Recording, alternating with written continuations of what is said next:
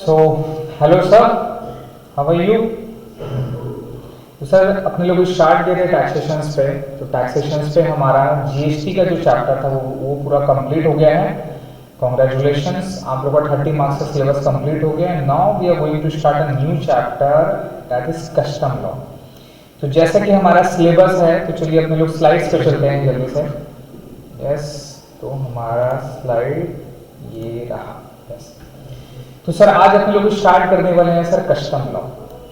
Custom law का मतलब क्या है, कस्टम लॉ अपने लोग कैसे करके करते हैं, और कस्टम लॉ में क्या पढ़ना है क्या नहीं पढ़ना है। सब पढ़ना तो सब कुछ है, लेकिन कुछ रिलेटेड आपके एग्जाम के लिए होंगे, कुछ थोड़ा एक्स्ट्रा नॉलेज में देने की कोशिश करता हूँ जिससे आपको पूरा चैप्टर का मतलब क्लियर हो जाए।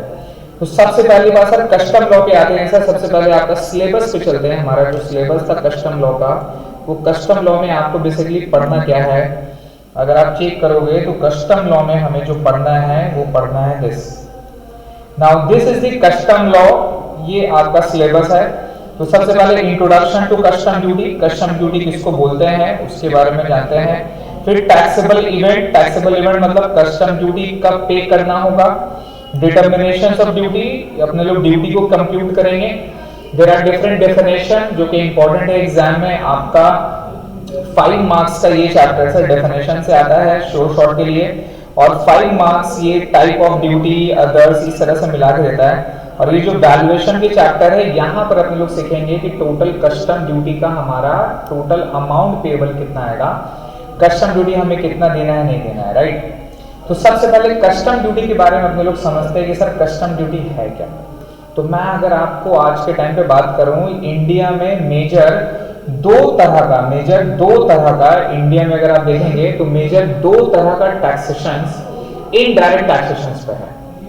तो इनडायरेक्ट टैक्सेशन में basically there are 2 different types. एक हो गया सर जीएसटी, दूसरा होता है हमारा कस्टम ड्यूटी। तो कस्टम ड्यूटी और जीएसटी में क्या फर्क है, दोनों में क्या अंतर है, इस चीज को समझते हैं अपने लोग, कहां पे कस्टम ड्यूटी और कहां पे जीएसटी लगेगा। तो इस चीज पे आते हैं सर। तो हमारा जो न्यू टॉपिक है वो है दैट इज कस्टम लॉ, ठीक है। आज का हमारा जो क्लास है दैट इज फर्स्ट क्लास। तो सर कस्टम ड्यूटी का मतलब क्या होता है, तो सर आप लोग बाय और सेल जब करते हो, that is buying and purchase and sale of goods, purchase and sales of goods, आप जब बेचते हैं, है ना। अगर आप परचेज और सेल्स ऑफ गुड्स करते हैं विद इन इंडिया, अगर आप इंडिया के अंदर में करते हैं, भारत के अंदर में अगर आप परचेज और सेल्स ऑफ गुड्स करते हैं विद इन इंडिया में करते हैं, तो वहां पे जो एक्ट लगता है वो एक्ट लगता है जीएसटी। वहां पे आपको पे करना है जीएसटी, क्लियर है। अब इंडिया के अंदर में सर 2 तरह का सेल होता है, 2 तरह का परचेज होता है। एक होता है जिसको अपने लोग सप्लाई बोलते हैं, रिमेंबर। एक होता है सर इंटर स्टेट और एक क्या होता है sir inter state. I hope आप लोग जीएसटी का क्लासेस किए हैं तो आपको समझ में आएगा होगा कि इंटर स्टेट और इंट्रा स्टेट क्या है सर। तो इंटर स्टेट और इंट्रा स्टेट का मतलब क्या है, सॉरी। तो सर इंटर स्टेट का मतलब होता है द सप्लाई और sale between 2 state, 2 different state के दरमियान पे अगर आप सप्लाई करते हो तो वहां पे अपने लोग उस सप्लाई को बोलते हैं इंटर स्टेट सप्लाई। 2 स्टेट के दरमियान बोलना सही नहीं होगा एक्चुअल पे। अगर आप कैलकाटा पे रहते हैं, वेस्ट बंगाल पे रहते हैं, और आपने सेल किया है आउटसाइड द स्टेट, अपने स्टेट के बाहर में अगर आप सेल करोगे तो उस सप्लाई को अपने लोग इंटर स्टेट सप्लाई कहते हैं, क्लियर है। और इंटर स्टेट सप्लाई में जो हमारा जीएसटी लगता है वो लगता है आईजीएसटी, वो लगता है सर आईजीएसटी, क्लियर है। तो ये हमारा सर आईजीएसटी लग जाएगा, ठीक है। और अगर इंटर स्टेट सप्लाई रहेगा, तो यहां पे लगेगा सीजीएसटी और लगेगा सर एसजीएसटी, क्लियर है। ये अपने लोग कर चुके हैं सर। अगर आप विद इन स्टेट में करते हैं तो इंटर स्टेट का मतलब क्या होता है, between 2 different state, between 2 different state, between 2 different states में। और अगर आप विद इन स्टेट में करते हो, और अगर आप विद इन स्टेट्स में करते हो तो उसको अपने लोग सर बोलते हैं इंटर स्टेट सप्लाई, क्लियर है। तो सर इंटर स्टेट और इंटर स्टेट में जीएसटी लगता है, मतलब अगर आप सेल और सप्लाई करते हैं विद इन इंडिया में तो वहां जो प्रोविजन ऑफ टैक्सेशन लगेगी वो लगेगी GST. Now what about imported item, right.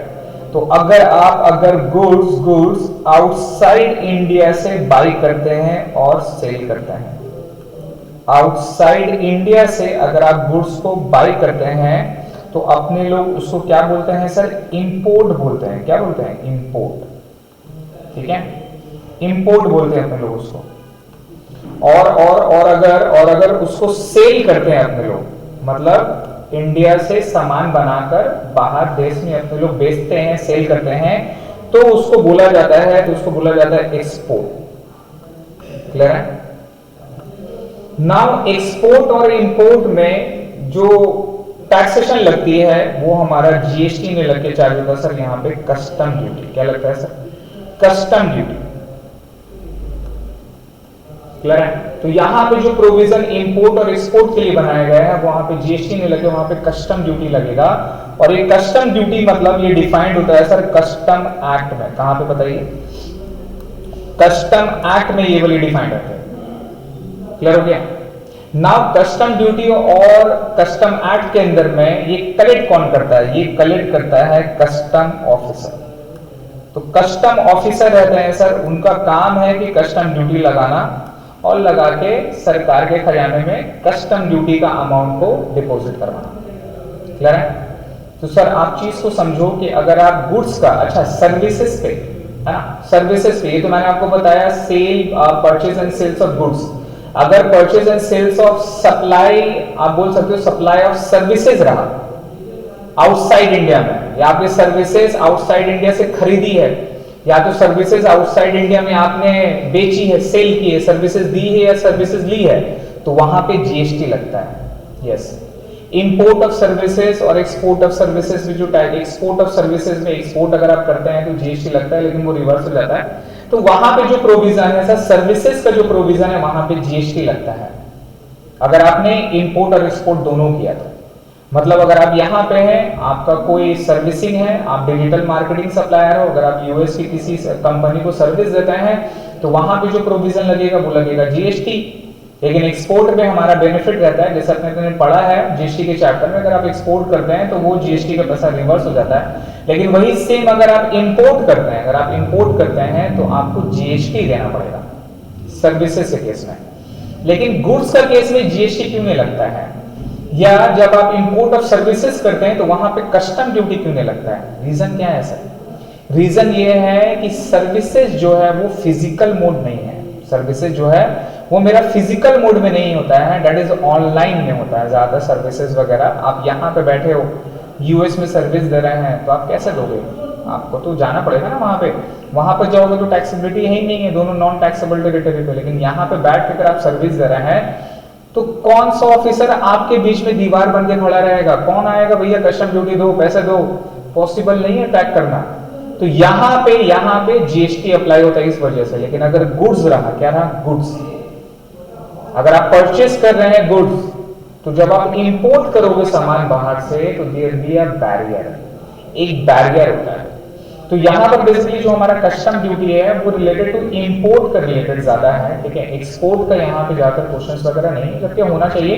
तो एक्सपोर्ट में आपको बेनिफिट मिल जाता है, आपने एक्सपोर्ट में जो भी टैक्स दिया तो उसका दो कंडीशन है। अगर आपने एक्सपोर्ट में जो भी टैक्स पेमेंट किया, अगर आपने एक्सपोर्ट कर दिया, देश के बाहर में सामान आपने भेज दिया, हम लोग पढ़ेंगे अच्छे से एक्सपोर्ट के बारे में पढ़ेंगे, बट उसका क्वेश्चंस नहीं है, प्रैक्टिकल क्वेश्चंस आपको केवल इंपोर्ट ड्यूटी है। अगर आपने एक्सपोर्ट किया तो एक्सपोर्ट जैसे ही इंडिया से बाहर चला गया वो गुड्स मेरा एक्सपोर्ट कहलाता है। और जैसे ही फॉरेन करेंसी इंडिया पे आता है, फॉरेन करेंसी इंडिया पे आता है, तब उसको एक्सपोर्ट माना जाएगा। और जितना भी टैक्सेशन आपने जो भी पेमेंट किया है टैक्स वगैरह, वो सब वापस मिल जाता है। तो ये एक्सपोर्ट का बेनिफिट, लेकिन इंपोर्ट का बेनिफिट नहीं है सर। किसी भी देश के लिए एक्सपोर्ट फायदेमंद होता है।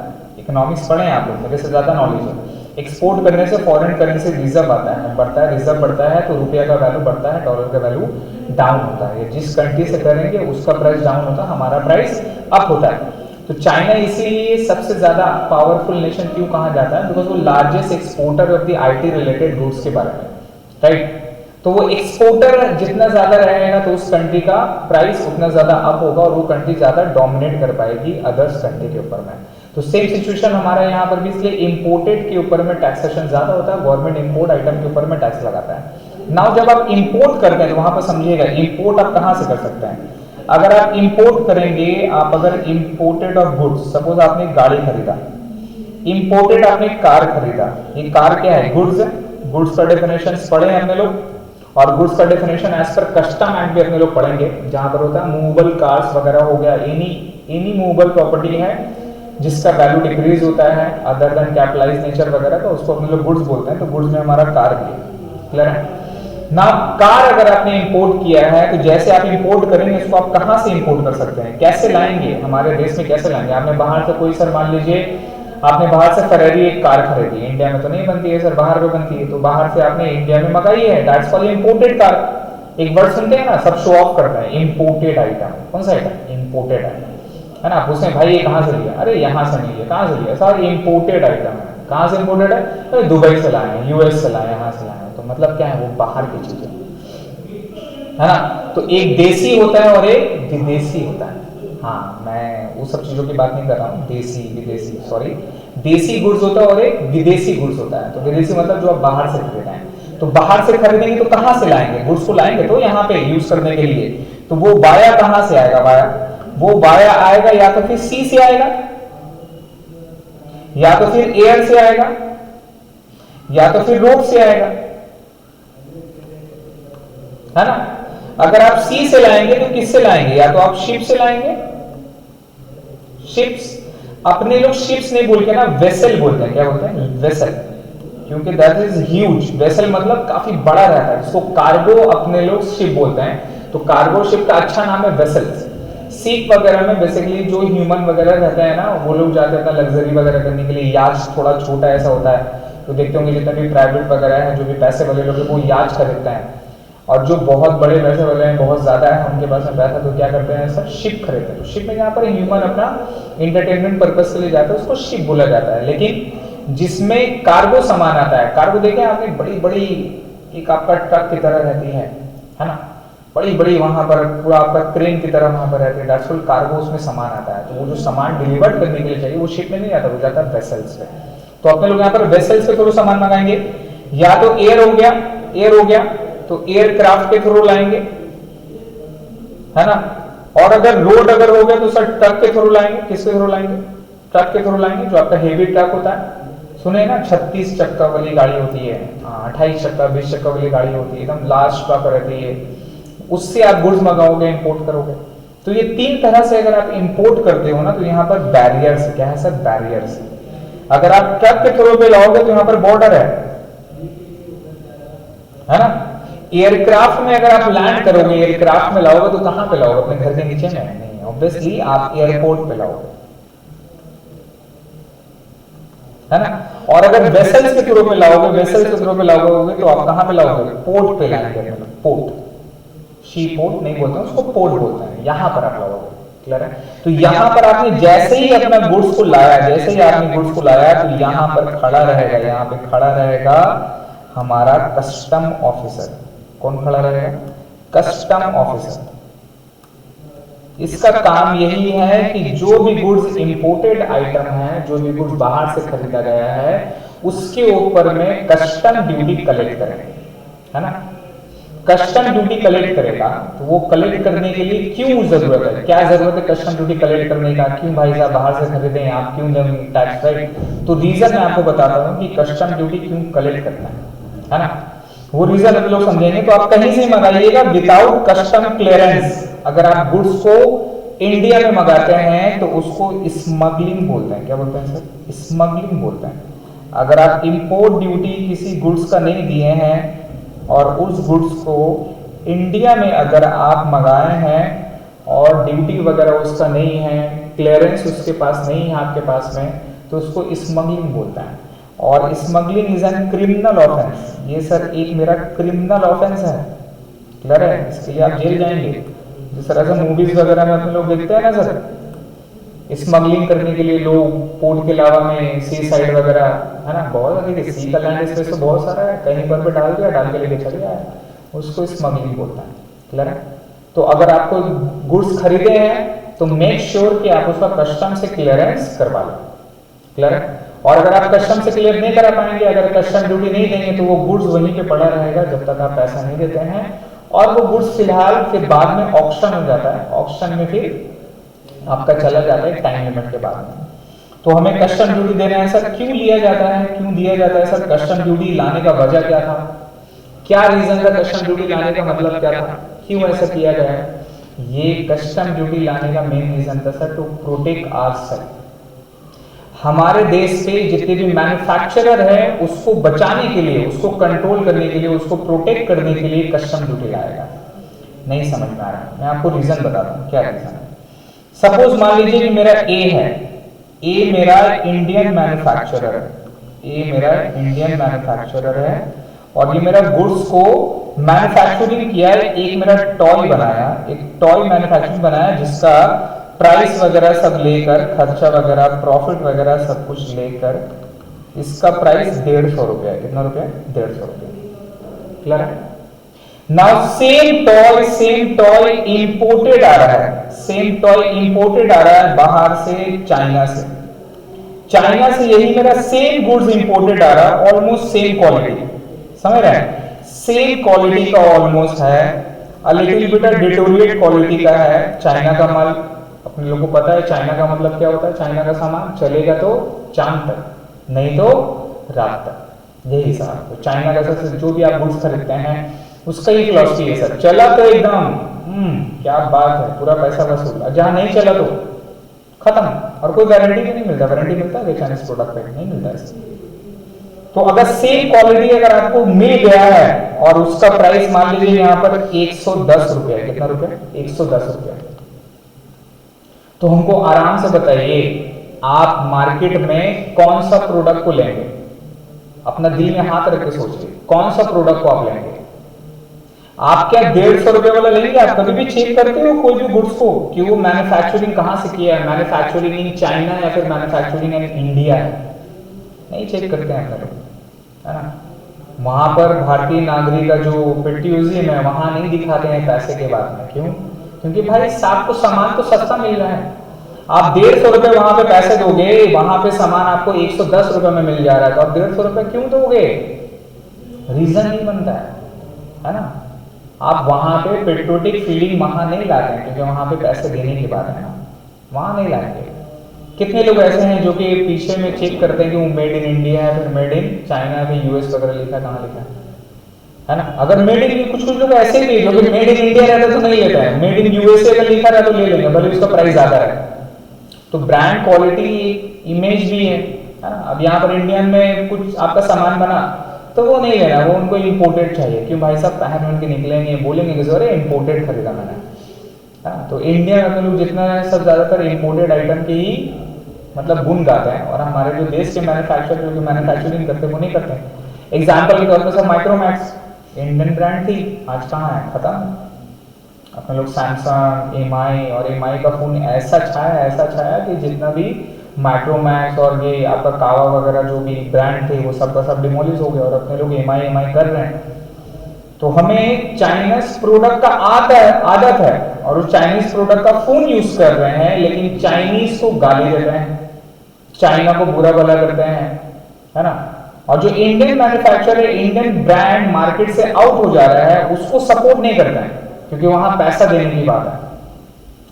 तो सर हिपोक्रेसी आप बोल सकते हैं, जो भी बोलिए, यही है, यही चल रहा है और ऐसे चलता रहेगा। तो यहाँ पर फंडा क्या है सर? अपने लोग नहीं देखते हैं, कोई नहीं देखता है, आप जाके वहां पे 110 रुपए का सामान खरीद लोगे, इससे क्या इंपैक्ट होगा बताइए? विदेशी गुड्स यहाँ पे 110 रुपए में बेच दे रहा है सामान को। क्लियर है? तो सर विदेशी गुड्स यहाँ पर 110 रुपए में बिक्री हो जा रहा है, और सेम जो हमारे इंडियन मैन्युफैक्चरर वहां पे 150 रुपए में बिक्री हो रहा था। आप किसको चॉइस करोगे? 110 को। तो ये धीरे धीरे क्या होगा? इसका सेल डाउन हो जाएगा, इसका सेल डाउन हो जाएगा, इसका सेल डाउन हो जाएगा। तो एक टाइम के बाद, सेकंड के बाद में जितना भी एक्सपेंसेस है, एक टाइम के बाद में सेल डाउन होगा, पैसा नहीं होगा, ये फिर भी हिम्मत वगैरह करके क्या करेगा? लोन वगैरह उठाएगा, है ना?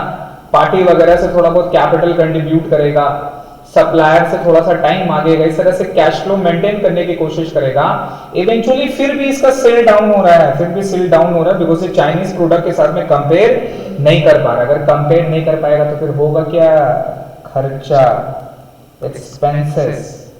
एक्सपेंसेस बियर नहीं कर पाएगा, और एक्सपेंसेस जहां बियर नहीं कर पाया, एक्सपेंसेस जहां बियर नहीं कर पाया, देने क्या होगा, ये मेरा धीरे धीरे धीरे धीरे ये मेरा जो बिजनेस है, ये जो मेरा बिजनेस है, ये मेरा बिजनेस क्या हो जाएगा सर, बंद हो जाएगा।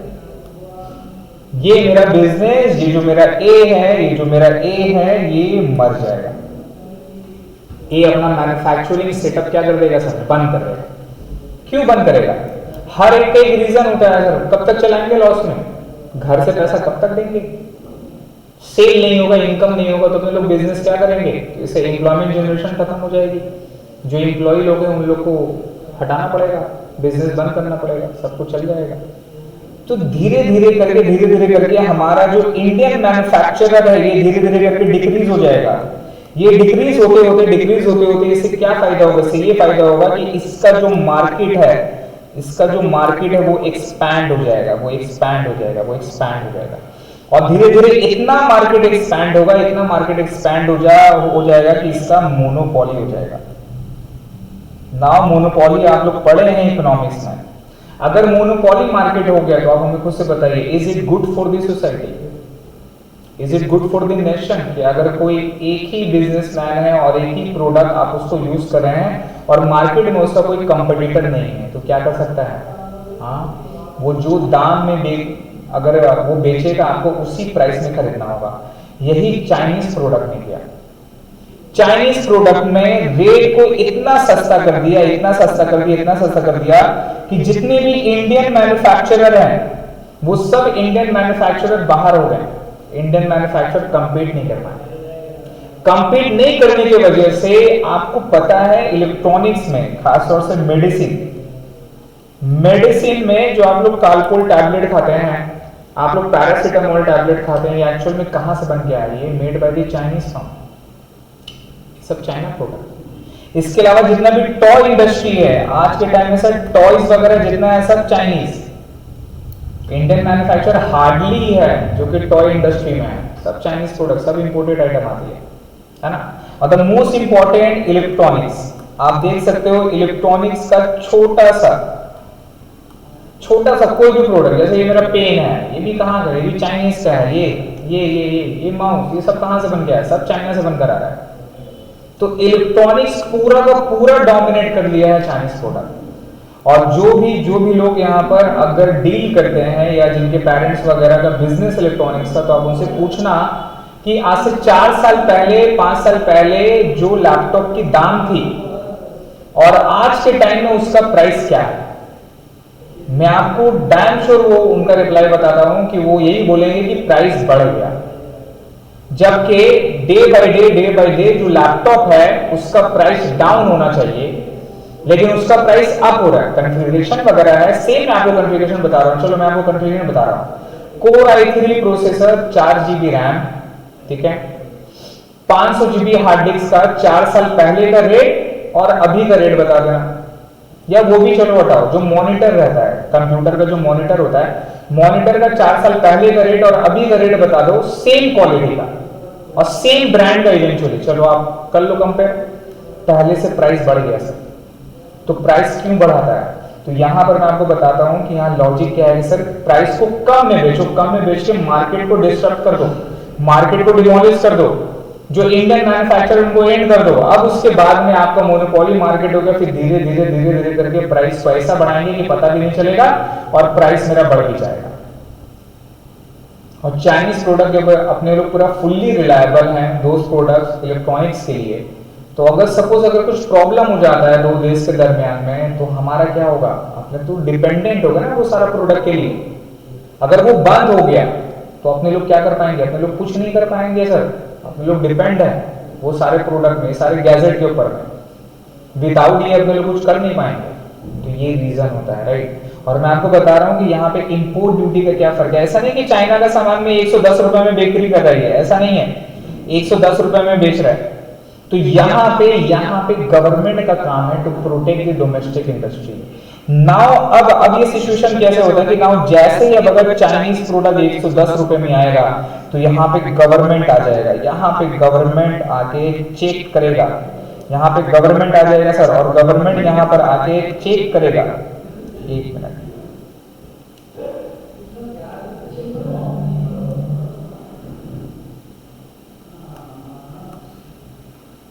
Yes sir. तो यहाँ पे सर गवर्नमेंट आ जाएगा और यहाँ पे गवर्नमेंट आके चेक करेगा कि वेदर इसका प्राइस मेरा कंपटीटिव प्राइस इंडियन जो मैन्युफैक्चर उसका है या नहीं है। तो उसको पता चला कि नहीं साहब, इंडियन मैन्युफैक्चर का प्राइस 150 रुपया है। तो ये गवर्नमेंट का काम है कि गवर्नमेंट क्या करेगा सर, यहाँ पे 40 रुपया जो है वो एक्स्ट्रा ऐड कर देगा कस्टम ड्यूटी बोलकर, कि अगर आप बाहर से देश से खरीदते हैं उसके 110 रुपया है तो हम 40 रुपए एक्स्ट्रा आपको कस्टम ड्यूटी लगाएंगे और ये जोड़ के कितना हो गया, 150 रुपया हो गया ना। अब क्या इम्पैक्ट, अब यहाँ पर देशभक्ति जागेगी सर। अब मैं आपको बता रहा हूं कि अगर आपको दो प्रोडक्ट मार्केट में मिले एग्जैक्टली सेम, थोड़ा बहुत क्वालिटी का डिफरेंस, और वहां पे 150 रुपए में टैग लग रहा इंडिया का और सेम 150 रुपए का प्रोडक्ट का टैग रहा चाइना का, अब आप किससे बाय करेंगे, है ना? तो आंसर आपको पता है, अब आप किससे बाय करेंगे, अब आप बाय करेंगे ऑब्वियसली इंडियन प्रोडक्ट को। क्यों? क्योंकि यहां पर अब आपका लॉस नहीं हो रहा है। अब अगर दोनों सेम प्राइस है या अगर लिटिल बिट भी डिफरेंट है, अगर मैं 5-10 रुपए की बात करता हूं तब भी आप इंडियन प्रोडक्ट को वैल्यू देंगे, है ना? लेकिन अगर ह्यूज लॉस है, अगर ह्यूज डिफरेंसेस है तो आप अपने पैसे बचाने के चक्कर में sir, because your hard earn money obviously आप ऐसे नहीं कर सकते। आपको अगर चीप रेट में भी मिलेगा तो आप उसको चॉइस करोगे बिकॉज आपका पैसा सेव होता है। ये नॉर्मल से बात है, इसमें शर्माने वाली बात नहीं है, राइट? तो सर आप इंडियन प्रोडक्ट यहाँ पर बाय कर लेंगे तो इंडियन प्रोडक्ट के लिए यहाँ पर एक कंपटीशन बनाना है। क्या बनाना है? ऐसा नहीं है कि इंडियन जो गवर्नमेंट है वो इंडियन मैन्युफैक्चर को अप करना तो काम है, लेकिन हर एक कंट्री का ना एमओयू होता है, मेमोरेंडम ऑफ अंडरस्टैंडिंग होती है अदर कंट्री के साथ में, जिसको इंटरनेशनल ट्रेड रेगुलेट करती है ना? World trade organization WTO regulate करती है इंटरनेशनल ट्रेड को, कि भाई किसी कंट्री का ज्यादा नुकसान, ज्यादा प्रॉफिट वगैरह ना हो। तो इसलिए एमओयू साइन होता है हर एक कंट्री का दूसरे कंट्री के साथ में, कि सो दैट आप इतना यहां से प्रोडक्ट मैं आपसे खरीदूंगा, उसके लिए इंपोर्ट ड्यूटी मैं इतना चार्ज करूंगा, और मैं अगर एक्सपोर्ट करता हूं आपके देश में तो आप भी इंपोर्ट ड्यूटी इतना चार्ज करेंगे उस प्रोडक्ट के ऊपर में, सो दैट हमारा जो अमाउंट है वो ऑलमोस्ट सेम रहे, किसी का फायदा किसी का ज्यादा नुकसान नहीं रहे, और ना कोई एक्स्ट्रा बेनिफिट ले ले अपने प्रोडक्ट के ऊपर में जो वो एक्सपोर्ट कर रहा है। तो सपोज इंडियन में sir export that is largest manufacturer and the largest exporter इन, आप बोल सकते हो एनिमल स्कीन, ठीक है, लार्जेस्ट एक्सपोर्टर ऑफ एनिमल्स जो अपने लोग सप्लाई करते हैं। इसके अलावा largest exporter of masala, yes, गरम मसाला, लार्जेस्ट एक्सपोर्टर ऑफ राइस, ये हमारे यहाँ पे। तो अपने लोग भी फिर क्या करेंगे, रेट को बढ़ा देंगे, है ना? और अपने लोग लार्जेस्ट इंपोर्टर क्या है सर, क्रूड ऑयल का है। इसके अलावा लार्जेस्ट इंपोर्टर हमारा इलेक्ट्रॉनिक गैजेट्स वगैरह है जो कि चाइना से आता है। तो ये सारा चीज अपने लोग इंटरनेशनल रिलेशन को मेंटेन भी रखना है, राइट? और हमारा साथ में काम है कि जो डोमेस्टिक है मैन्युफैक्चर उनको प्रोटेक्ट भी करना है, इसीलिए कस्टम ड्यूटी लाएगा। तो आई होप आप लोगों को क्लियर हो गया कि सर हमारा कस्टम ड्यूटी लाने का जो मेरा मेन रीजन है वो मेरा मेन रीजन क्या है, क्लियर है? नाउ अब अपने लोग रीड करते हैं कि सर कस्टम ड्यूटी में अपने को करना क्या है। हमारा कस्टम ड्यूटी का तो मतलब समझ में आ गया ना, कस्टम ड्यूटी है क्या, ठीक है? तो इसके लिए चलते हैं सर हमारे इस चार्ट पे।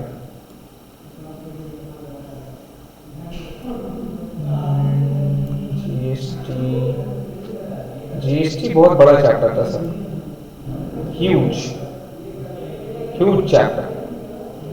अगर मैं आपकी इसमें बात करूं तो सबसे ज्यादा जो चैप्टर जो बड़ा था ना वो आपका जीएसटी ही था सर। इससे बड़ा चैप्टर आपका सिलेबस में नहीं है। आई होप आप लोग सिलेबस का क्लास किए हैं, ठीक है? तो सर अपने लोग यहां से एक चार्ट को देखते हैं कस्टम लॉ का। Now sir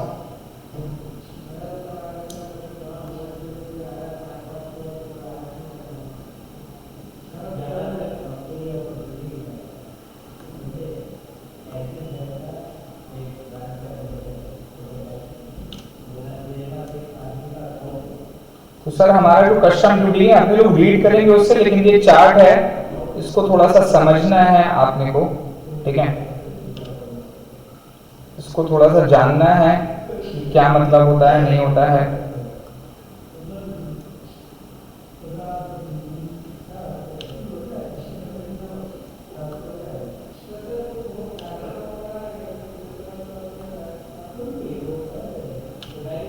there are certain meaning, जो कि अपने लोगों को मीनिंग वगैरह सब अपने लोगों को जाननी है।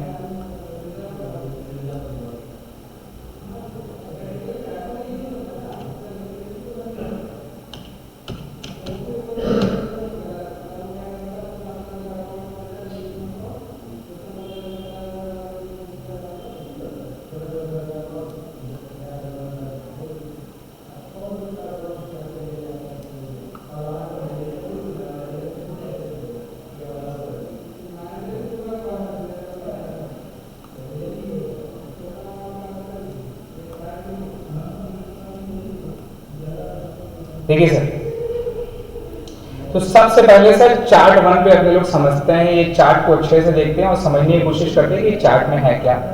तो सर अपने लोग को करना क्या है, समझना है चार्ट को। चार्ट समझ जाएंगे, कस्टम ड्यूटी पूरा क्लियर हो जाएगा, लॉ का प्रोविजन याद रखना है। यहाँ पे जो मार्क्स आता है वो दो क्वेश्चन आएंगे, एक 10 नंबर का थ्योरेटिकल क्वेश्चन और एक 10 नंबर का प्रैक्टिकल क्वेश्चन। बट वो प्रैक्टिकल क्वेश्चन करने से पहले आपको लॉ के बारे में जानना है, प्रोविजन समझना है, तभी आप कर पाओगे, ठीक है। तो यहां पर आइए सर, सबसे पहले चार्ट 1 में देखते हैं। तो ये हमारा पोर्ट है सर, ये हमारा इंडियन पोर्ट है, तो ये अपने लोग का इंडिया है और ये अपने लोग सर मुंबई पोर्ट में खड़े हैं, ठीक है। और यूएस का कस्टम पोर्ट है। अगर यूएस से अपने लोग अगर सामान मंगाते हैं तो उसको क्या बोलते हैं, इंपोर्ट ऑफ गुड्स। और कोई भी सामान अगर अपने लोग बेचते हैं, यहाँ पे भेजते हैं, इंडिया से बाहर भेजते हैं, तो उसको क्या बोलते हैं sir, export of goods. Clear है। नाउ जैसे ही अगर गुड्स हमारा इंपोर्ट हुआ, इंडिया में आया, यहाँ पे आ गया, पोर्ट में आया, मुंबई का कस्टम पोर्ट में आया, तो लायबल टू इंपोर्ट ड्यूटी, हमें इंपोर्ट ड्यूटी देना पड़ेगा। क्लियर है। और अगर जैसे एक्सपोर्ट करेंगे तो अपने को लायबल ऑफ एक्सपोर्ट ड्यूटी भी देना है on a few selected article.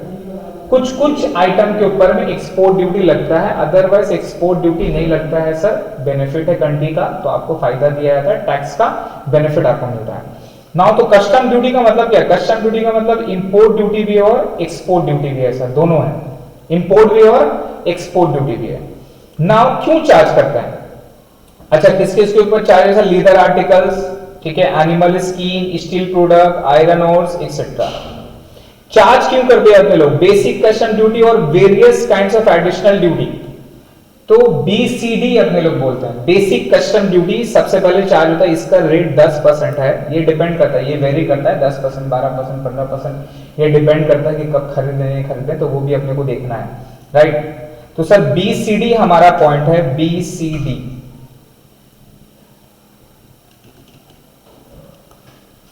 BCD यहां पर अपने लोग रीड करेंगे।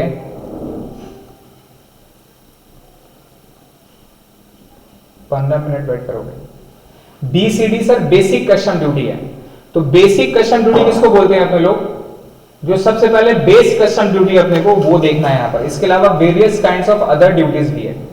Various kinds of other duties में हमारा क्या है sir, various kinds of other duty में क्या है, various kinds of other duty में जीएसटी भी है, यस, एक्साइज ड्यूटी भी है। इसके अलावा एंटरटेनमेंट टैक्स है, अच्छा जीएसटी में आईजीएसटी, सीजीएसटी भी है। लेकिन वही टैक्सेशन करेंगे अपने लोग, कंपेंसेशन सेस है, एक्साइज ड्यूटी है, सीजीएसटी, एसजीएसटी, आईजीएसटी है, लेकिन टैक्स अपने लोग करेंगे वही सेम लॉ का प्रोविजन को, लेकिन यहाँ पे पहना देंगे चादर और उसको बना देंगे कस्टम ड्यूटी का लॉ। किसको बना देंगे, वही सेम जीएसटी का अपने लोग टैक्सेशन करेंगे, सेम जो हम लोग रीड किए एक्साइज ड्यूटी, जीएसटी वगैरह, उसी का ही चार्ज होगा। लेकिन वहां पर अपने लोग उसको बोलते हैं सीवीडी। क्या बोलते हैं, CVD, that is counter willing duty. तो काउंटर विलिंग ड्यूटी में अपने लोग रीड करेंगे कि सीबीडी 3(5), आईजीएसटी ए, सीबीडी 3(7), सीजीएसटी, एजीएसटी, ये अपने लोग रीड करेंगे इस तरह से। तो सीबीडी का प्रोविजन अपने को पढ़ना है। इसके अलावा और भी है sir, anti dumping duty, anti dumping duty है, ठीक है, एंटी सर सब्सिडी का ड्यूटी है, तो ये सारा ड्यूटी एक्स्ट्रा लगाया जाता है ना। सब्सिडी का ड्यूटी क्या है सर, आपको पता है चाइनीज गवर्नमेंट क्या करती है? चाइनीज गवर्नमेंट यहाँ पर सर ये खेल खेलती है ना, आपको क्या बताऊं कि जैसा कि ये जो प्रोडक्ट आप बाहर से जो खरीद रहे हैं तो 40 रुपये इसका प्राइस 110 रुपये में ये बेच रहा है, राइट। अब आप सोचते होंगे सर हमारा प्रोडक्ट 110 में 140 में 150 रुपये में, इसका प्रोडक्ट 110 में कैसे आ रहा है? तो इसका एक्चुअल में सप्लाई होता है 130 रुपये में। सबसे पहला बात तो they will use high equipment, उनका इक्विपमेंट इंफ्रास्ट्रक्चर अलग लेवल का है, तो जितना बड़ी मशीन होगी और जितनी जल्दी वो बनेगी उसका प्रोडक्ट कॉस्ट क्या होता है, कम होता है। पहले तो एक रीजन है कि चाइनीज प्रोडक्ट काफी चीप में बेच देते हैं बिकॉज उनका इंफ्रास्ट्रक्चर काफी बढ़िया है और काफी हाईली इक्विपमेंट प्रोडक्ट यूज करते हैं जो कि इंडियन मैन्युफैक्चर यूज नहीं करते हैं, इसलिए उनका प्लांट एंड मशीन का सेटअप कॉस्ट हाई है, तो उनका प्रोडक्शन का जो कॉस्ट है वो कम होता है। हमारा सेटअप कॉस्ट उस लेवल का नहीं है, इसलिए हमारा प्रोडक्शन कॉस्ट हाई होता है।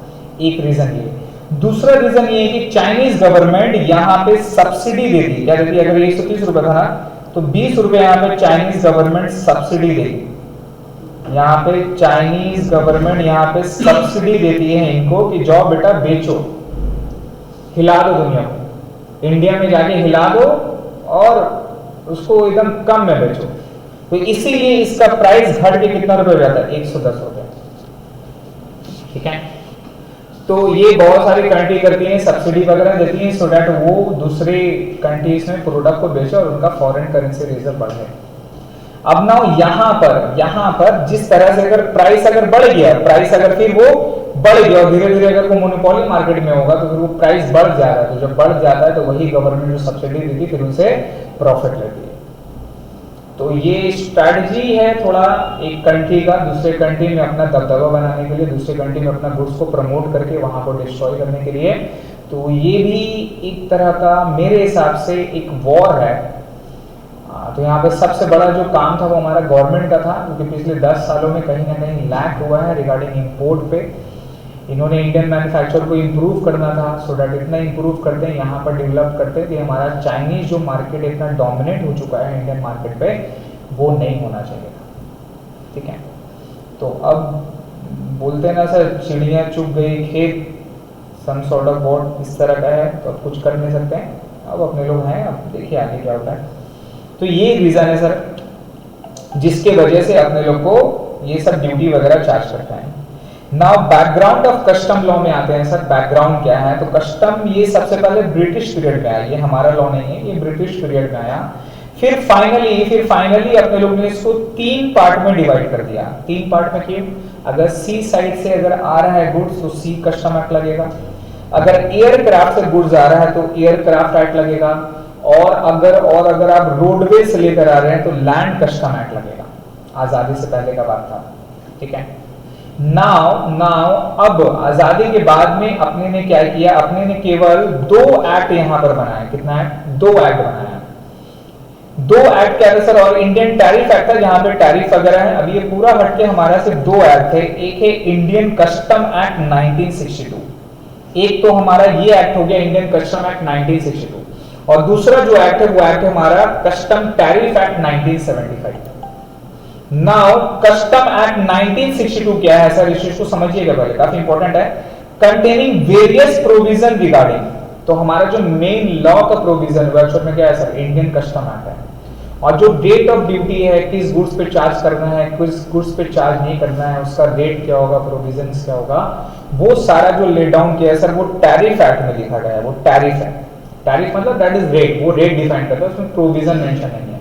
तो हमें जो एक्ट पढ़ना है वो एक्ट पढ़ना है इंडियन कस्टम एक्ट, जहां पे अपने को रीड करना है sir लेवाई and collection of duties. इसके अलावा इंपोर्ट और एक्सपोर्ट का प्रोसीजर क्या है, ये पूरा प्रोसीजर कस्टम एक्ट में लिखा गया है। वो प्रोसीजर को फॉलो करना पड़ता है, प्रोसीजर को मेंटेन करना पड़ता है। अपने लोग रीड करें यहाँ पर बहुत सारा बिल ऑफ एंट्री क्या है, आईजीएम क्या है, कस्टोडियन क्या है, नहीं, ये सारा पॉइंट अपने को पढ़ना है। फिर प्रोहिबिशन ऑन इंपोर्ट और एक्सपोर्ट, आप कुछ गुड्स में प्रमोशन मतलब कि प्रोहिबिशन है। अब जैसे कि कोई हैजर्डस मटेरियल वगैरह हो गया वो आप नहीं ला सकते हैं, गोल्ड स्मगलिंग करे वो नहीं ला सकते हैं, कोई बायोहैजर्ड वेपन वगैरह वो नहीं ला सकते हैं, लीकर वगैरह, शराब वगैरह, सिगरेट वगैरह है, ये सब आप इंपोर्ट नहीं कर सकते हैं।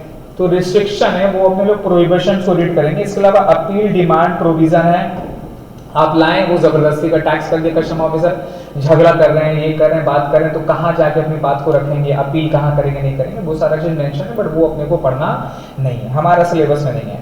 Now sir custom tariff act में अपने को क्या पढ़ना है, rate of import and export duty, import duty और एक्सपोर्ट ड्यूटी अपने को जाननी है। तो इंपोर्ट ड्यूटी कहां पर मेंशन है, शेड्यूल 1 पे, और एक्सपोर्ट ड्यूटी कहां पर मेंशन है, शेड्यूल 2 पे। इंपोर्ट ड्यूटी के ऊपर में दो तरह का टैक्सेशन लगता है, एक लगता है बेसिक रेट, इस मतलब कि डिफरेंट रेट टैक्स लगता है। अगर बेसिक रेट 10% है, लेकिन there are some favoured nation, जैसा यूएस हमारा फेवर्ड नेशन है, प्रेफरेंशियल रेट वहां पे लगाते हैं, वहां पर हम लोग रेट कम कर देते हैं, इसलिए वो कंट्री से भी प्रमोट होता है, वो कंट्री से भी हमारा रिलेशन अच्छा होता है कि अगर आपने गुड्स को खरीदना है तो इस कंट्री से खरीदेंगे तो रेट ऑफ ड्यूटी इतना लगेगा, दूसरी कंट्री से खरीदेंगे तो रेट ऑफ ड्यूटी इतना लगेगा। तो लोग क्या करेंगे, पैसे बचाने के लिए उस कंट्री में अगर अच्छा मैन्युफैक्चर और सेटअप है तो लोग वहां से बाय करेंगे गुड्स।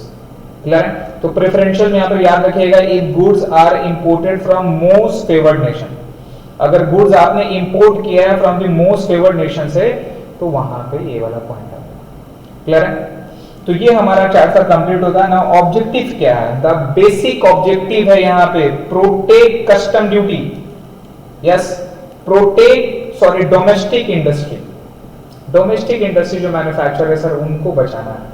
अगर वो चले गए देन क्या होगा, बाहर के लोग आके कमा लेंगे, हमारे लोग भूखे मरेंगे, ऐसे थोड़ी ना होता है sir. Collecting revenue from custom duty, custom duty से पैसा भी आ रहा है, वो भी गवर्नमेंट का एक मोटिव है। फिर regulating import and export, import and export को रेगुलेट करना भी काफी जरूरी है, कौन सा गुड्स आ रहा है, कौन सा जा रहा नहीं जा रहा है, गवर्नमेंट को पता होना चाहिए कि उसके अंदर में कौन सा गुड्स इन कर रहा है, कौन सा गुड्स आउट हो रहा है, that's suppose to be they know. Now sir how to protect, कैसे करके प्रोटेक्ट करेंगे, by imposing various kinds of import duty, by imposing various kinds of import duty, different kind of import duty अपने लोग impose करेंगे। उसमें क्या है, उसमें बीसीडी, नाउ बीसीडी थोड़ा गाली साउंड करता है पर बीसीडी एक्चुअल में गाली नहीं है, that's called basic custom duty, ठीक है। सीबीडी 3(1) ये एक्साइज ड्यूटी के लिए था, सीबीडी 3(2) ये शायद सर्विस टैक्स के लिए था, सीबीडी 3(5) ये वैट के लिए था। अभी ये सारा चेंज हो गया, ये चेंज होके जीएसटी आ गया है, जीएसटी जीएसटी 3(5) 3(7) में जीएसटी कंपेंसेशन से इस तरह का है। फिर प्रोडक्टिव ड्यूटी है, फिर एंटी डंपिंग ड्यूटी है, ठीक है। तो ये सारे डिफरेंट ड्यूटी लगाते हैं अपने लोग to protect the consumer so that imported goods का प्राइस काफी हाई हो। अगर मैं आपको बताता हूं, आपको पता है कि इंपोर्टेड कार्स के ऊपर में 120% कस्टम ड्यूटी है सर, 0.20%, ठीक है। पहले के टाइम के लिए, अभी पता नहीं शायद और बढ़ी हो, कम तो नहीं होने वाला। तो इंपोर्टेड कार्स में 120%, मतलब अगर आपने कोई गाड़ी खरीदी है इंपोर्टेड में, अगर उसका प्राइस 1 करोड़ रुपया है तो custom duty you have to pay around 1.2 crore, तो उसका प्राइस इंडियन मार्केट में अराउंड 2.2 करोड़ हो जाता है। अब इतना हाई रेट ऑफ टैक्स लगाने का मतलब भी क्या है, इसका मतलब ये है कि हमारा वो जो मैन्युफैक्चरर है, अगर उसका इंडिया में डिमांड बहुत ज्यादा है लेकिन उसका प्रोडक्ट सेल नहीं हो पा रहा because of high custom duty, तो या तो वो गवर्नमेंट से बात करके अपना थोड़ा सा मामला को सॉल्व कर ले, या तो फिर उसको दूसरा काम क्या करना है, उसको इंडिया में एज अ मैन्युफैक्चरिंग सेटअप कर लेना होगा। यही एक रीजन की वजह से जितने भी मल्टीनेशनल कंपनी है, हायर इंपोर्ट ड्यूटी की वजह से, और अगर इंडिया में उसका प्रोडक्ट का डिमांड अच्छा खासा है, काफी ह्यूज है, लेकिन वो प्रोडक्ट को बेच नहीं पा रहा because of higher import duty की वजह से, उसका प्रोडक्ट यहाँ पर कंपीट नहीं कर पा रहा बिकॉज रीजन की वजह से, तो ऐसे कंपनी क्या करते हैं, इंडिया में अपना मैन्युफैक्चरिंग सेटअप करते हैं। जैसे एप्पल का हमारा सेटअप है, सैमसंग का है, तो यहाँ पर मैन्युफैक्चरिंग, देखिए फार्मूला आता है बाहर से, लेकिन मेड बाय कहाँ है, इंडिया है, वो इंडिया से बनकर आ रहा है बिकॉज मैन्युफैक्चरिंग सेटअप हमारा इंडिया पे है। एप्पल का है शायद, आई डाउट, सैमसंग का है, I know, Apple I doubt. तो सर यहाँ पे सेटअप कर रहे हैं, वो सेटअप किस लिए कर रहे हैं, बिकॉज ऑफ ह्यूज डिमांड की वजह से। और यहां से ही अगर बिक्री करेंगे और यहां से अगर बेचेंगे यहाँ से इंडियन कंपनी में, तो रेट ऑफ टैक्स भी क्या होगी, कम होगी, प्लस इंपोर्ट ड्यूटी भी हमें देना नहीं पड़ेगा। तो वन ऑफ द ये भी रीजन है because of higher rate of import duty लगाने का, सो दैट जितने भी कंपनीज वगैरह है वो यहाँ पर आए, यहाँ पर काम करें, और यहाँ पर जैसे अपना मैन्युफैक्चरिंग यूनिट अगर सेटअप करते हैं तो इससे क्या बेनिफिट होगा, इससे बेनिफिट ये होगा कि हमारे यहाँ पर एम्प्लॉयमेंट जनरेट होगी, लोग को पैसा कमाने का मौका मिलेगा, लोग पैसा कमाएंगे तो उनका परचेजिंग पावर स्ट्रांग होगा। बाकी इकोनॉमिक्स तो आप लोग को पता है ही आगे क्या होगा। क्लियर है, क्लियर हो गया सर? और दूसरा ड्रॉबैक क्या है सर रेट ऑफ रेडी का, that is poor quality made in India. ठीक है, एक्सपोर्ट कहां से करते हैं आप सर? सी के थ्रू कर सकते हैं, एयर के थ्रू, लैंड रूट के थ्रू, बट मोस्टली कहां से होता है? 75% सी के थ्रू होता है, और मोस्टली 75% जिसको वेसल्स बोलते हैं, एयरक्राफ्ट बोलते हैं, व्हीकल बोलते हैं, इसमें ट्रक आ गया, रेल आ गया, एक्सेट्रा हो गया, और ये कस्टम पोर्ट रहता है, कस्टम एयरपोर्ट रहता है, और ये लैंड कस्टम स्टेशन रहता है जहां से कस्टम ड्यूटी कलेक्ट होती है। क्लियर है? तो बाई सी से सबसे ज्यादा क्यों आता है सर? अब ये डिपेंड करता है आपका गुड्स के ऊपर में। अगर गुड्स काफी हेवी है, ठीक है, काफी बल्की गुड्स है, तो उसको एरोप्लेन से तो नहीं लाएंगे ना सर, गिर जाएगा। हाँ, तो उसको कैसे लाएंगे आप? तो उसको कैसे लाएंगे? ऑब्वियसली चीपेस्ट मोड क्या है सर? सी है, आप सी के थ्रू लाएंगे।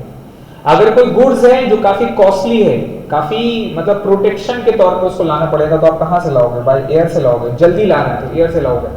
अगर टाइम चाहिए, पैसा भी थोड़ा सा लग जाए, लेकिन थोड़ा जल्दी है, थोड़ा कम भी लगे, तो आप कहां से लाओगे? Land route. Now land route अगर है तो लाएंगे, अगर नहीं रहेगा तो सी चॉइस करेंगे। नाउ सी पे यही है सर, चीपेस्ट रूट है, लेकिन काफी time consuming, it will take time. वो आने पे आपका 1 महीना 2 महीना आपके सी के थ्रू पे लग जाता है। तो ये एक रीजन है, तो आप इवैल्यूएट कर लेते हैं किसके थ्रू से चॉइस करना है। अगर आपको प्रोडक्ट अभी चाहिए तो आपको पता होना चाहिए कि 2 महीना बाद मुझे जरूरत है, तो आप 2 महीना पहले इसको ऑर्डर देते हैं, सो दैट वो उस टाइम पे आ जाए जब आपको जरूरत पड़ता है। तो ये अपने लोग जरूरत डिसाइड कर लेते हैं।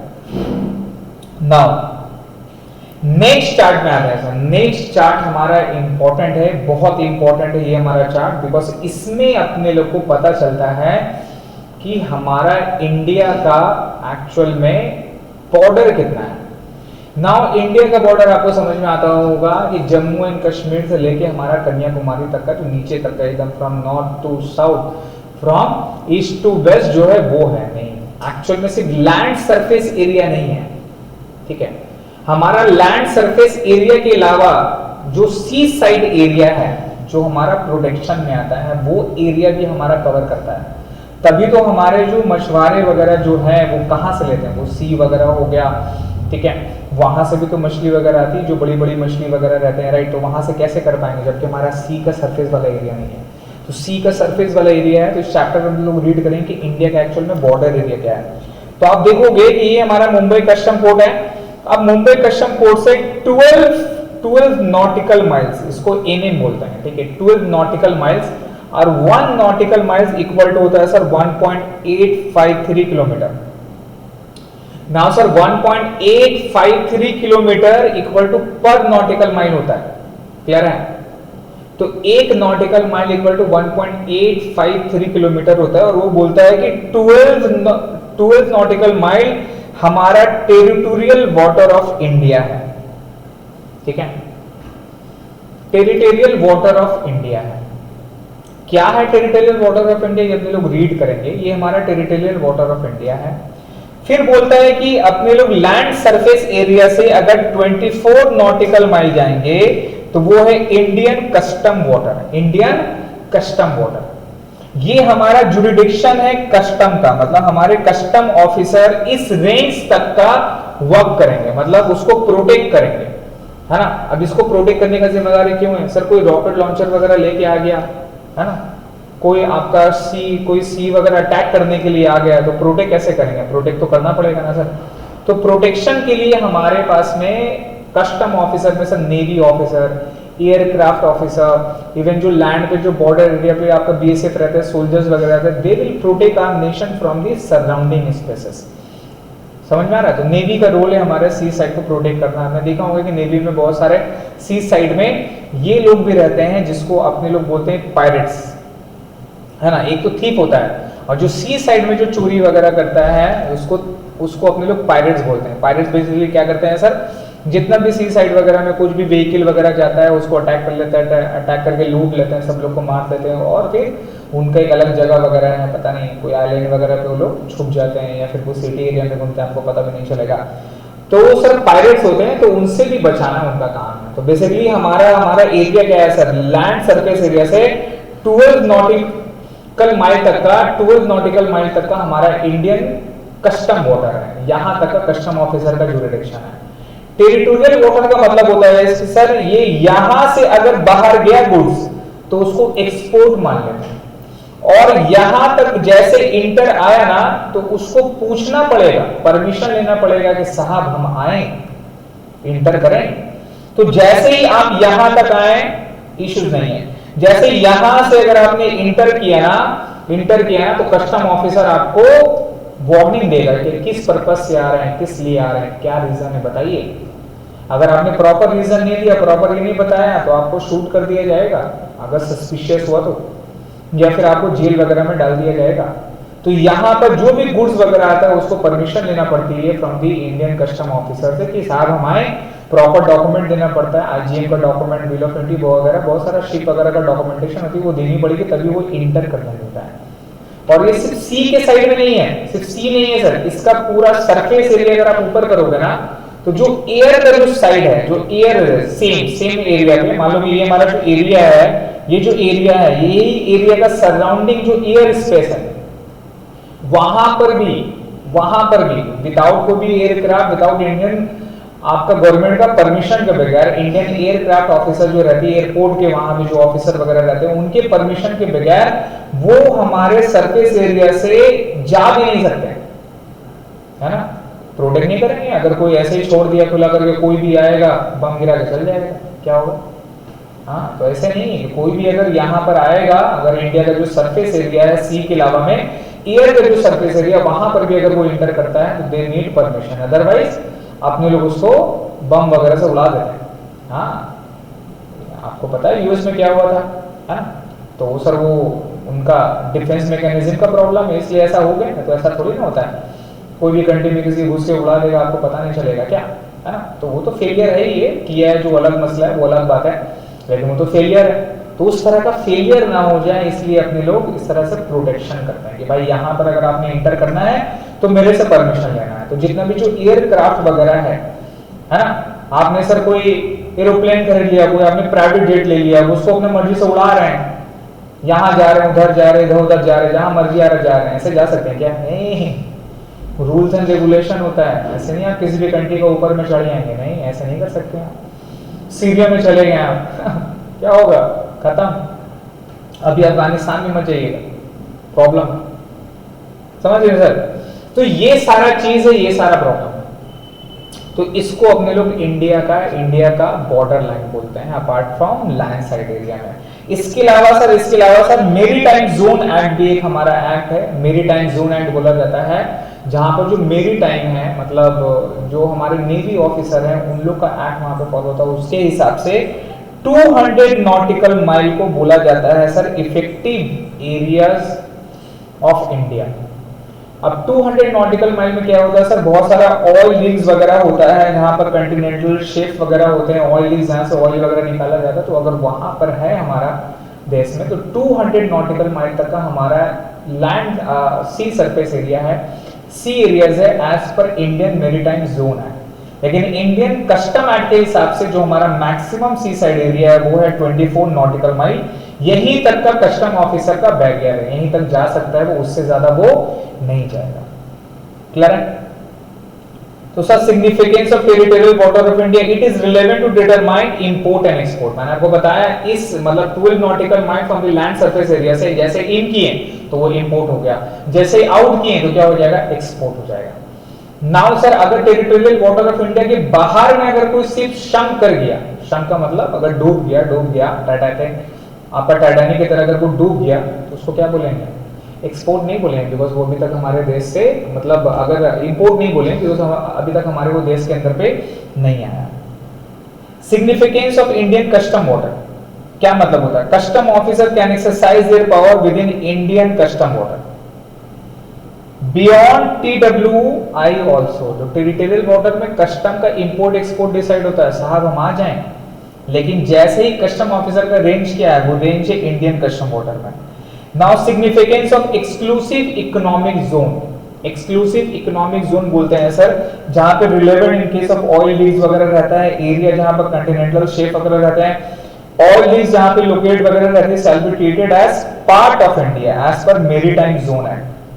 तो मेरीटाइम जोन एक्ट बोलता है ये भी हमारा इंडिया का पार्ट है। तो इंडिया का डेफिनेशन अगर आप लोग रीड करोगे तो एज पर कस्टम एक्ट में क्या है?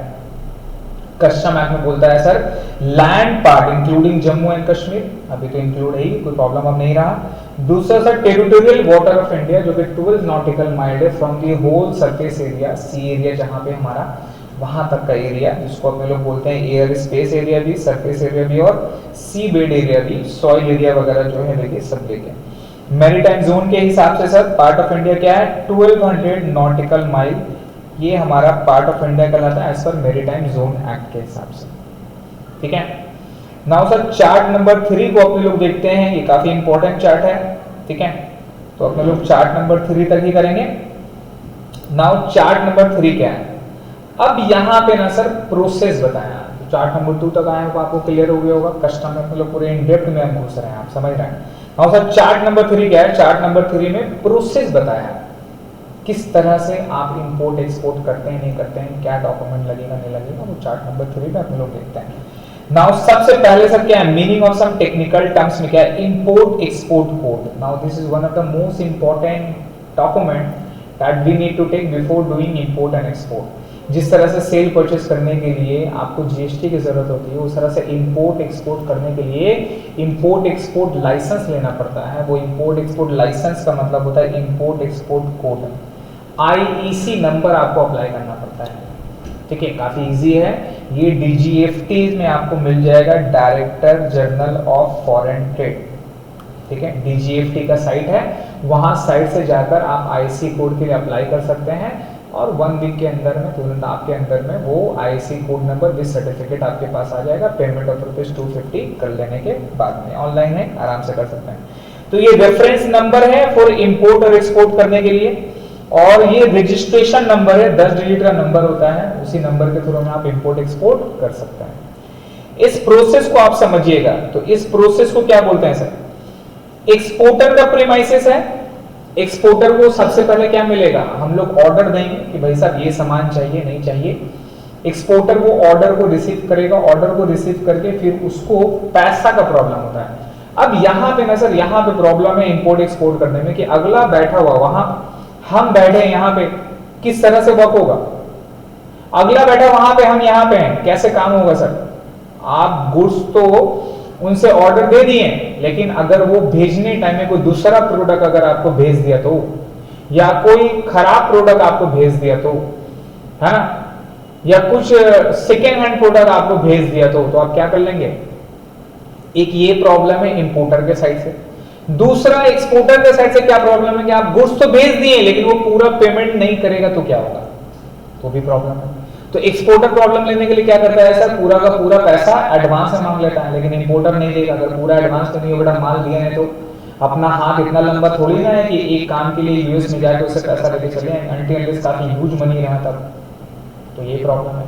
तो यहाँ पर कॉन्सेप्ट होता है सर बैंक गारंटी का, क्या बताइए, बैंक गारंटी का यहाँ पर कॉन्सेप्ट होता है। तो बैंक यहाँ पर एक्सपोर्टर क्या करेगा, जैसे वो गुड्स को सेंड करता है ना, तो वो इंपोर्टर से डिमांड करेगा बैंक गारंटी का। इंपोर्टर उसको एक्सपोर्ट का जो डॉक्यूमेंट्स है उसके बिहाफ में बैंक से गारंटी ला के देगा, और बैंक उसको गारंटी असाइन करेगा कि भाई साहब इसके पास पैसा है और ये पैसा हम आपका फ्रीज कर देते हैं, आप जैसे गुड्स सप्लाई करेंगे, गुड्स सप्लाई करके डॉक्यूमेंट हमें प्रोवाइड कर देगा और आपका जो पैसा है हम आपका रिलीज कर देंगे आपके पास में, आप निश्चित रहिए।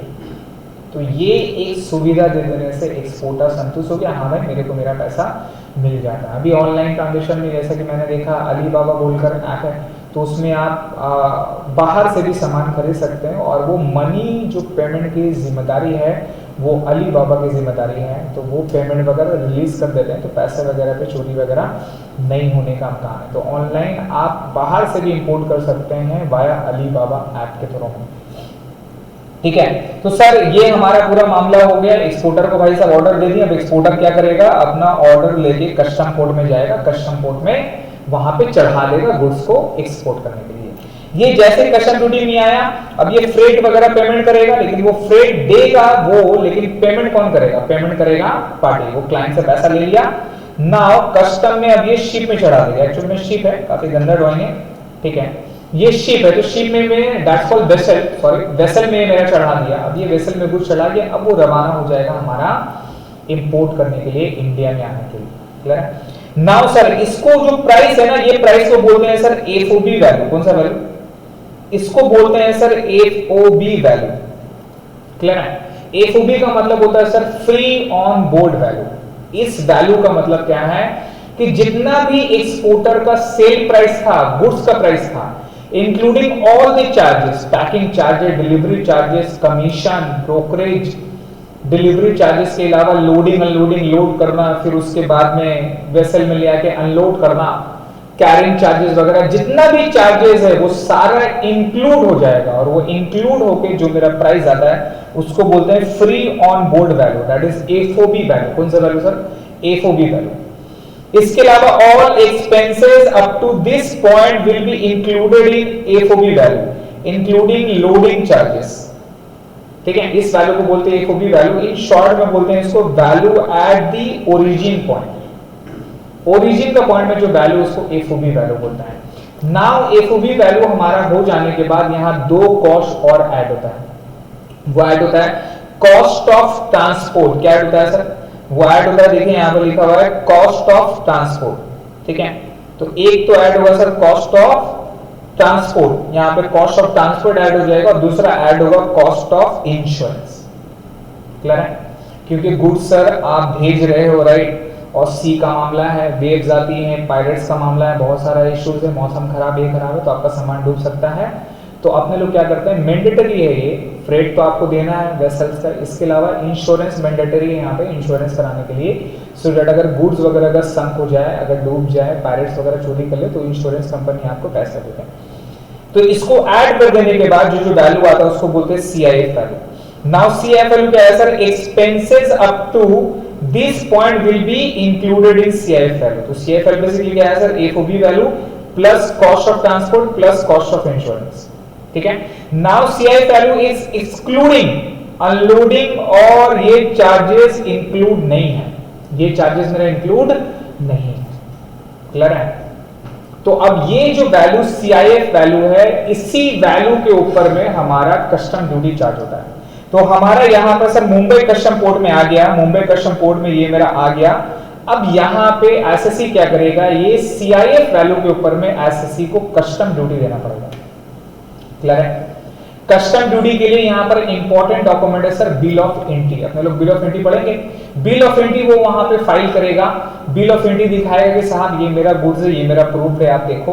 वो कस्टम ऑफिसर मैच करवाएगा, मैच करा लेने के बाद वो अपना ड्यूटी ले आके पेमेंट कर देगा। पेमेंट जैसे ही चालान लाके दिया कस्टम ऑफिसर को, देखिए साहब मैंने पेमेंट कर दिया, सब कुछ हो गया है, वो कस्टम ऑफिसर क्लियर का स्टैम्प मार देगा, फिर वो गुड्स आप अपना क्लियर करेंगे ना। क्लियर करने टाइम में खर्चा है, क्या खर्चा है? लोडिंग अनलोडिंग का खर्चा है सर, सामान उतारना, फिर सामान को आपका ट्रक में डालने वाला भी तो कोई होना चाहिए, तो वहां लोडिंग अनलोडिंग का खर्चा है। वहां पे लोग रहते हैं, ठीक है, काम करते हैं वहीं पर, वो कस्टम्स के अंदर पे नहीं है, वो अलग रूप रहते हैं। That's called custodian. एक कंपनी अडानी अंबानी सुना होगा आपका, तो पूरा पोर्ट उनके अंडर टेकिंग में है। इंडिया का almost 70% port Adani group take care करता है as a custodian. And custodian का काम में ये सारा इंक्लूड है कि वो लोडिंग अनलोडिंग का सामान वगैरह करते हैं। इसके अलावा जो वहाँ पे वेयर हाउस है, मैं आप आगे चल के मैं आपको बताऊंगा इस सब चीज के बारे में। वेयर हाउस है, वहां पर भी आप गुड्स को रख सकते हैं। अगर आपके पास जगह नहीं है रखने के लिए तो कस्टम में वेयर हाउस का कॉन्सेप्ट है, जहां पर आपको गुड्स रख सकते हैं, और वहां पे आपको रेंटल देना पड़ता है। आपको रेंट देना पड़ेगा, जितने आपने डेज तक का रखना है, नहीं रखना आप रखिए, कोई प्रॉब्लम नहीं।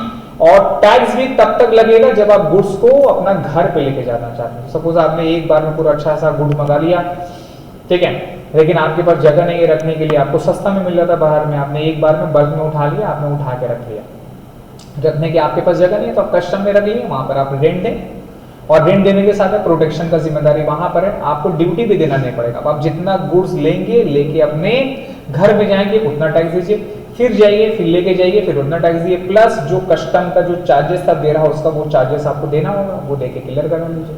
तो ये भी कॉन्सेप्ट हम लोग रीड करेंगे। तो सर अनलोडिंग चार्जेस हो गया, लैंडिंग प्लेस हो गया, अप्रूव्ड प्लेस हो गया, और ये वर्फ क्यू वगैरह है, ठीक है, ये सारा खर्चा वगैरह कर देना आपको। खर्चा वगैरह कर दिए, फिर उसके बाद में आप अपना घर में अपना फैक्ट्री में इसको लेके चले आ सकते हैं। ये प्रोसेस है सर पूरा इंपोर्ट एक्सपोर्ट का। क्लियर है? नाउ आगे क्या है sir, what is FOB contract, तो अपने लोग रीड कर चुके हैं। Under FOB contract exporter is responsible to leave the goods on board, that is known as free on board, that is leave in convenience delivery point origin, the only after that he is eligible for payment, है ना।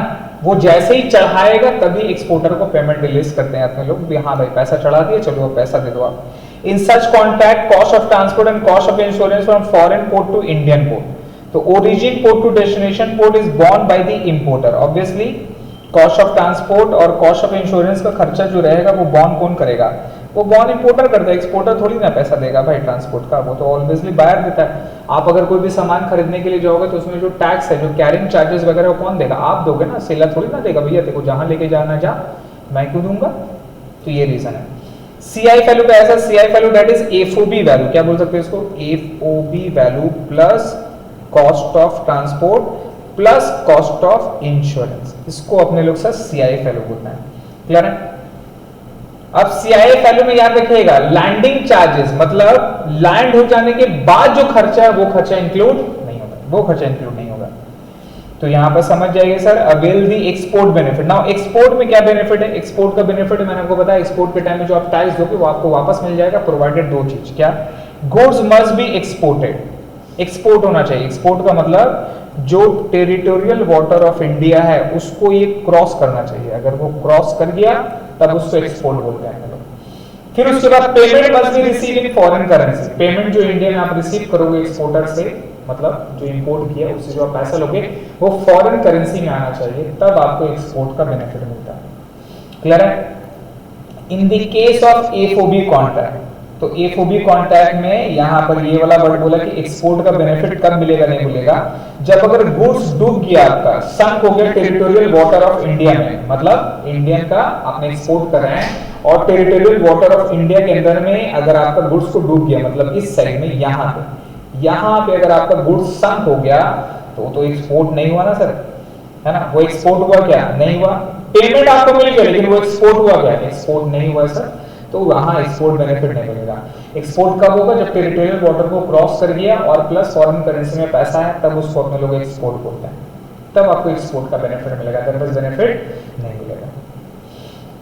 Now अगर CIF contract रहा, इनके CIF contract रहा, तब यहां पर क्या बोला, अगर गुड्स संक हो गए टेरिटोरियल वाटर ऑफ इंडिया में और नो नहीं हुआ, और अगर पेमेंट रिसीव भी हो गया फॉरेन करेंसी में नहीं हुआ तो भी नहीं मिलेगा बेनिफिट। लेकिन अगर goods sunk beyond territorial water of India, CIF contract का मतलब क्या होता है सर, जहां पर इंश्योरेंस और ट्रांसपोर्ट का पैसा आप देते हैं, है ना, सीआईएफ कॉन्ट्रैक्ट में, तो वहां पे बोलता है कि अगर goods sunk beyond territorial water of India, उसके बाहर में अगर गुड्स किया है और payment will be receive in foreign currency, yes, तब भी उसको अपने लोग विदर एक्सपोर्ट बेनिफिट मिला कि नहीं मिला, नहीं। जब तक का सीआईएफ कॉन्ट्रैक्ट में जब तक का वो गुड्स उसके इंपोर्टर के ओरिजिन पोर्ट में जब तक नहीं पहुंच जाता तब तक मेरा एक्सपोर्ट माना नहीं जाएगा, क्योंकि यहाँ पे रिस्क आपने लिया है, ट्रांसपोर्ट की जिम्मेदारी, इंपोर्ट की जिम्मेदारी, एक्सपोर्ट की जिम्मेदारी आपने लिया है, गुड्स को डिलीवर करने की जिम्मेदारी आपने लिया है। तो यहाँ पे जब तक का उसके पोर्ट में, इंपोर्टर जहां से आप ट्रांसपोर्ट कर रहे हो उसके पोर्ट में जब तक गुड्स नहीं पहुंच जाएगा तब तक का अपने लोग उसको एक्सपोर्ट नहीं बोलेंगे। क्लियर है। तो एक्सपोर्ट होना चाहिए, फॉरेन करेंसी मिलना चाहिए, तब अपने को पैसा मिलेगा। नाउ सर जब अपने लोग रिसीव करते हैं गुड्स वगैरह पे, तो यहाँ पे देयर आर डिफरेंट डॉक्यूमेंट और डिफरेंट वे ऑफ डॉक्यूमेंट है, वहां पर अपने लोग को रीड करने हैं। तो सबसे पहले सर बिल ऑफ लैंडिंग, जिसको एयरवे बिल बोलते हैं, डिलीवरी ऑर्डर बोलते हैं, एक हो गया इंपोर्ट जर्नल मैनिफेस्ट और एक हो गया बिल ऑफ एंट्री। क्लियर है। ये तीन डॉक्यूमेंट क्या है, काफी इंपॉर्टेंट डॉक्यूमेंट है। मैं आपको एक टास्क देता हूं कि तीन डॉक्यूमेंट के बारे में अच्छे से रीड करिए, इसको पढ़िए, समझिए और फिर अपने लोग नेक्स्ट क्लास में इसके ऊपर में चर्चा करेंगे, इसके ऊपर डिस्कशन करेंगे कि ये सारा डॉक्यूमेंट क्या है नहीं है, इसके बारे में अपने लोग कंटिन्यू करेंगे नेक्स्ट क्लास में। ना नेक्स्ट क्लास में ये सारा डॉक्यूमेंट के बारे में रीड करना है, पढ़ना है, समझना है। तो आज तक का जो हमारा क्लास था कस्टम ड्यूटी का फर्स्ट क्लासेस बेसिक, जैसे मैंने आपको बताया आज तक यहीं तक है। आज अपने ये पढ़ा कि सर बेसिक कस्टम ड्यूटी का डेफिनेशन क्या है, क्यों रीज़न है कस्टम ड्यूटी क्यों पैक करना चाहिए, क्यों करना चाहिए, क्यों ज़रूरी है ये सारा चीज़, क्यों हायर रेट ऑफ टैक्स होता है? बिकॉज यहाँ पे इंडियन में सेटअप करने पड़ता है मैन्युफैक्चरिंग कंपनी, आउटसाइडर लोग आते हैं। इसके अलावा मैंने रीड किया कि सर इंडिया का जो बॉर्डर है not only land side area, custom area भी इंक्लूड होता है, सी साइड एरिया भी इंक्लूड होता है। टेरिटोरियल वाटर ऑफ इंडिया क्या है, इंडियन कस्टम वाटर क्या होता है, एक्सक्लूसिव इकोनॉमिक जोन EEZ क्या है उसके बारे में पढ़ा। इसके अलावा इंपोर्ट एक्सपोर्ट प्रोसीजर अपने लोग रीड किए, क्या प्रोसेस होता है नहीं होता है। FOB कॉन्ट्रैक्ट क्या है, CIF कॉन्ट्रैक्ट क्या है। इसके अलावा जो हमारा टेरिटोरियल वाटर ऑफ इंडिया में अगर FOB कॉन्ट्रैक्ट रहा, CIF कॉन्ट्रैक्ट रहा, तो उस केस में कब एक्सपोर्ट का बेनिफिट मिलेगा और कब नहीं मिलेगा उसके बारे में डिस्कशन किए अपने लोग। ठीक है सर, उसके साथ अपने लोग नेक्स्ट क्लास में स्टार्ट करेंगे कस्टम ड्यूटी का नेक्स्ट पार्ट। ये 3 से 4 क्लासेस लगेगा, 3 से 4 क्लास में चैप्टर कंप्लीट हो जाएगा। ठीक है, थैंक यू सो मच।